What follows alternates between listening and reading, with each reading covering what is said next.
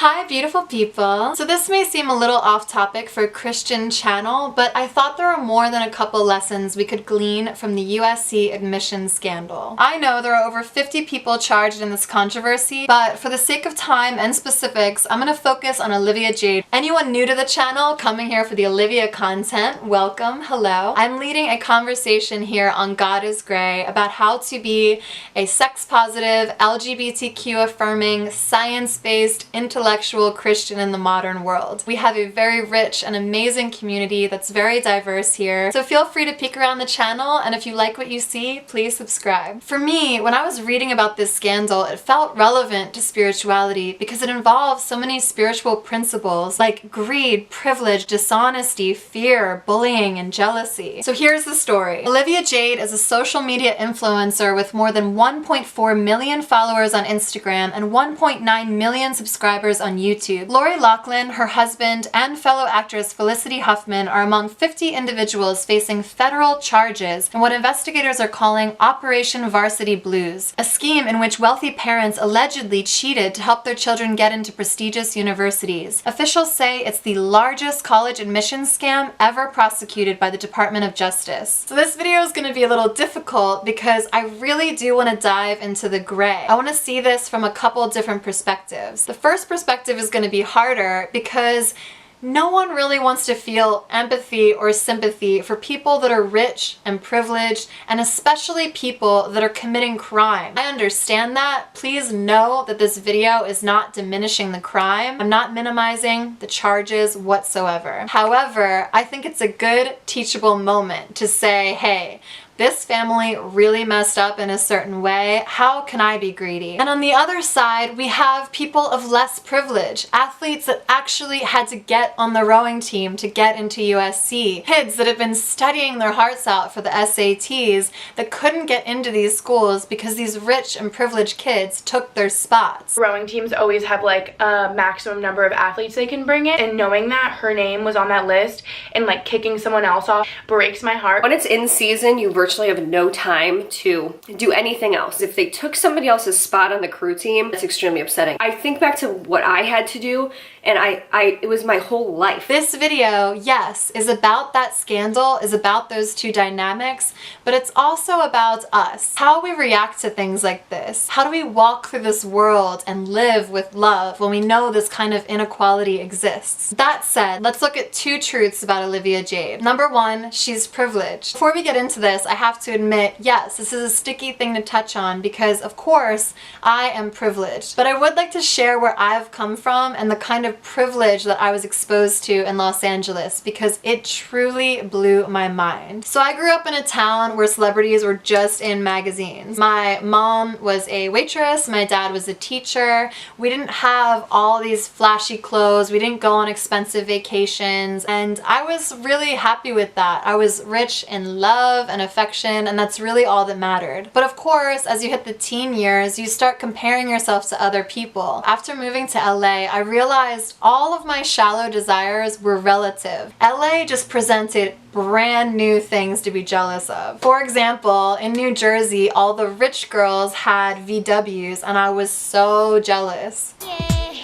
But when I was 19 and moved to LA, one of the first parties I went to was hosted by these young millionaires. Leonardo DiCaprio is having a beer in the kitchen, models are dancing on a table, and these boys had a Maserati and a Lambo in the garage. These were their first cars bought by their parents fresh out of high school. And for rich kids out here, that is not uncommon. I notice Olivia gets a lot of these pricey items from her parents. This is the Chanel boyfriend bag. Thank you so much, Mom and Dad. That was very unnecessary. But Olivia lives in a world where that is not only accessible, but expected. And I'm not saying we need to feel bad for rich people for living up to this crazy high standard, but I do believe the majority of us are chasing some shallow things, whatever the price point is. If it's me in New Jersey wanting an Adidas jacket for $60, or Olivia needing a Chanel bag from her mom, it's kind of all the same when it comes down to the heart of why you want these things. Which brings me to number two. It appears that Olivia's mom was living vicariously through her, and I know that a lot of you guys can relate to this. Olivia's getting slaughtered in the press for frankly not wanting to go to school and therefore not being grateful.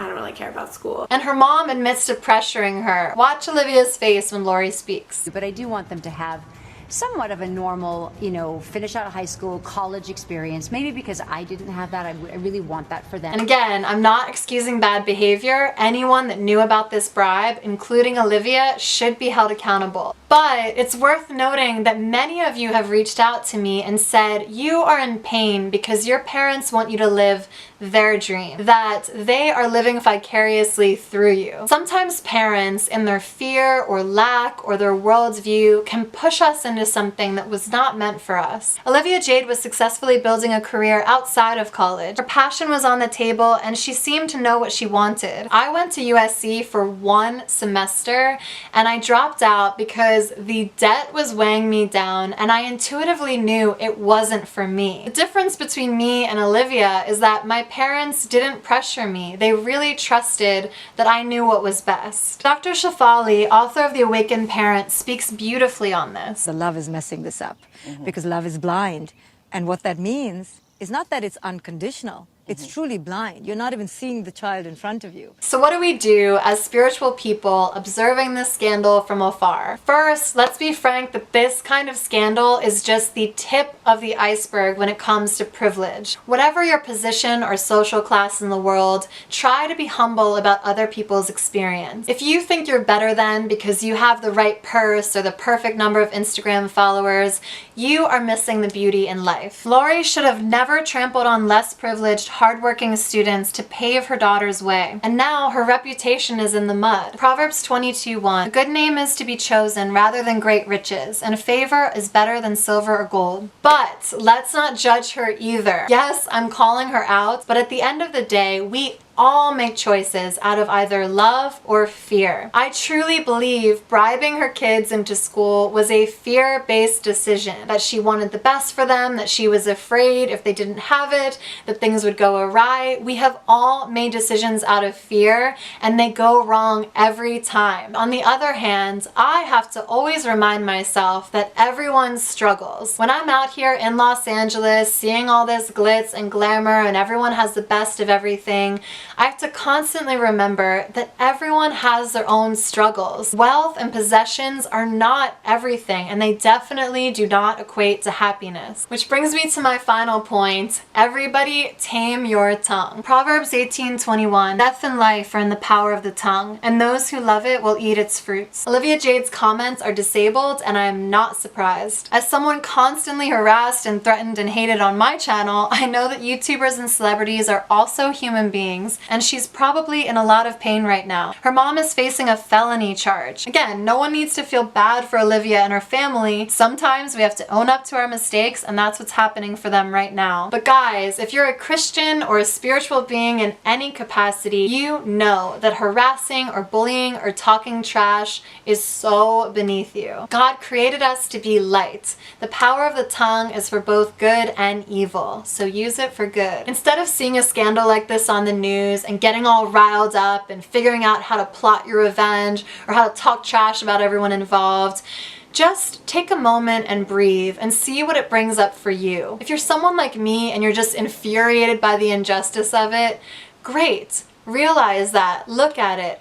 Think of what it brought up for you and how you can bring that into your life in a positive way. I really encourage you guys to not take in these news stories and turn them into a defeat. This society is full of a lot of BS and a lot of unfair things. But at the end of the day, we are all created for a unique purpose. So just walk in that confidence. Remember, Matthew 6:19. Do not lay up for yourselves treasures on earth, where moth and rust destroy, but lay up for yourself treasures in heaven. For where your treasure is, there your heart will be also. I love you guys. Thank you so much for watching. Please participate in the comments. Let me know if this stirred up anything for you. If I offended you in any way, let me know. I'm open. This is a conversation. And that's it. Please like and subscribe. Donate to my Patreon or Venmo if you can. I love you guys. God bless.